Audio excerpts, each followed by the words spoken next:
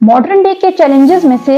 जब हम बहुत सी साइकोलॉजिकल बीमारियों का जिक्र करते हैं तो अब बहुत ज़रूरी होता जा रहा है पहले से कहीं ज़्यादा कि हम बुढ़ापे में होने वाली बीमारियों के बारे में बात करें और उनको ज़्यादा से ज़्यादा जानने की कोशिश करें। और इसकी ज़रूरत क्यों है? इसलिए कि दुनिया की आबादी घट रही है और जल्द या बदेर हम भी उस बुढ़ापे की वर्क फोर्स में शामिल हो जाएंगे और हमें भी सपोर्ट की ज़रूरत होगी और सब लोगों को होगी, जाहिर है। और जैसे पहले लाइफ एक्सपेक्टेंसी आपको याद है 1970 में पाकिस्तान में 43 इयर्स तक भी रही है, इतनी कम थी, और दुनिया की 60 इयर्स रही है। बहुत लंबा टाइम तकरीबन यही पैटर्न चला आता रहा है कि 60 को एक बुढ़ापे की एज समझा जाता था, इसीलिए तो 60 को रिटायरमेंट की एज भी कहा जाता है। लेकिन आजकल हम देखते हैं कि 60 इयर्स का पर्सन तो बहुत ही यंग और अभी पूरी तरह से अपनी वर्क कैपेसिटी में होता है। जो मॉडर्न मेडिसिन है और रिसर्चेस हैं, इन्होंने जिंदगी आसान बना दी है और लोग ज्यादा तवील उम्र होते जा रहे हैं। अल्जाइमर के ऊपर पहले भी हमने बात की थी। Alzheimer cognitive degeneration of brain cells.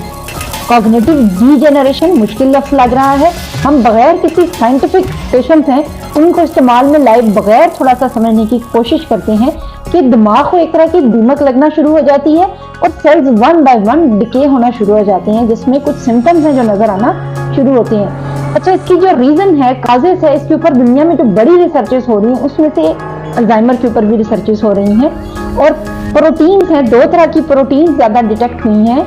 और वो रिस्पॉन्सिबल करार दी गई हैं। और ये करती क्या है,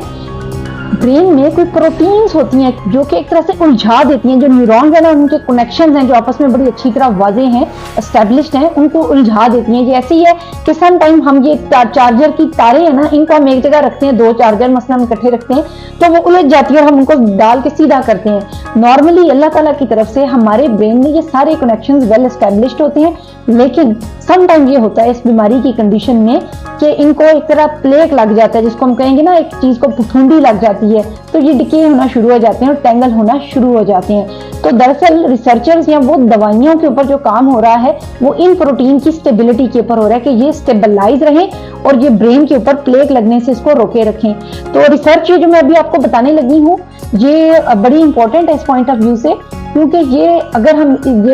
इस चीज को रिसर्चर्स कामयाब करने में कामयाब होते हैं ना, इस रिसर्च को, तो इसके नतीजे में कोई मेडिसिन हमें पता चल सकती है जो कि इस बीमारी को होने से रोक सकती है, फर्दर होने से रोक सकती है, क्योंकि हम इसका पाथवे आइडेंटिफाई करने के काबिल हो सकेंगे। राइट नाउ तो अल्जाइमर उन बीमारियों में है कि जिनका सिरे से अभी तक कोई इलाज मुमकिन नहीं है। और ये केस स्टडी है एक पर्सन की, क्योंकि उसकी फैमिली के अंदर अल्जाइमर चला आ रहा था। और ऐसी केस स्टडीज में ऐसा ही करते हैं, क्योंकि जेनेटिकली इनहेरिटेड होती है, तो चूंकि उसके पेरेंट्स को अल्जाइमर था तो ऐसे पर्सन एक तरह से कैरियर होता है ऑलरेडी ना, तो इनकी जीन म्यूटेशंस को अंडरस्टैंड किया जा रहा होता है। रिसर्चर्स ने ये फाइंड आउट किया कि दिस पेशेंट नॉन कैरियर था जेनेटिक म्यूटेशन का,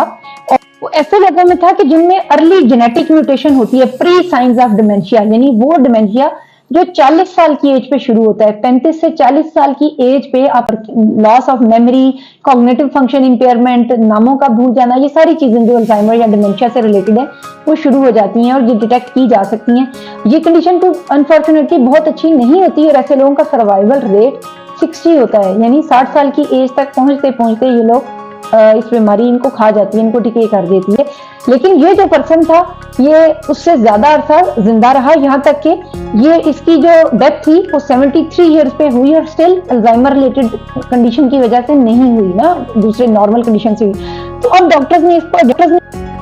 क्या रीजन थी, और रिसर्च के नतीजे में जो सामने आई बात वो ये थी कि एक जीन था जो रिस्पॉन्सिबल था उसको हेल्दी रखने में, और ये जो प्रोटेक्टिव जीन था, इसका नाम, हम अगेन वही बात है कि मैं टर्मिनोलॉजीज इस्तेमाल किए बगैर मैं आपको बताऊंगी, एक जीन डिस्कवर किया। जीन होता है ना हमारा जो डीएनए है एक तरह से, और जो एक ब्रेन सेल्स थे उनमें, उसके डीएनए में ये चीज डिटेक्ट की कि एक जीन है जो रिस्पॉन्सिबल है, जिसने चाहे कि बीमारी थी वहां पर लेकिन उसको फैलने नहीं दिया, और एक बंदे ने अपनी नॉर्मल नेचुरल लाइफ एक्सपीरियंस की है। और उन्होंने ये देखा कि अगर हम ये जीन, इसको हम प्रोग्रेशन में डालते हैं, इसको हम मजीद रिसर्च करते हैं और इससे रिलेटेड मेडिसिन बनाते हैं, तो इस बीमारी को हम रोक सकते हैं उन लोगों में भी जिनमें जेनेटिक टेंडेंसी अल्जाइमर होने की। तो ये प्री डिमेंशिया था, स्पेशली वो लोग जिनको early signs of dementia appear होते हैं। इससे मिलती जुलती जो स्टडी थी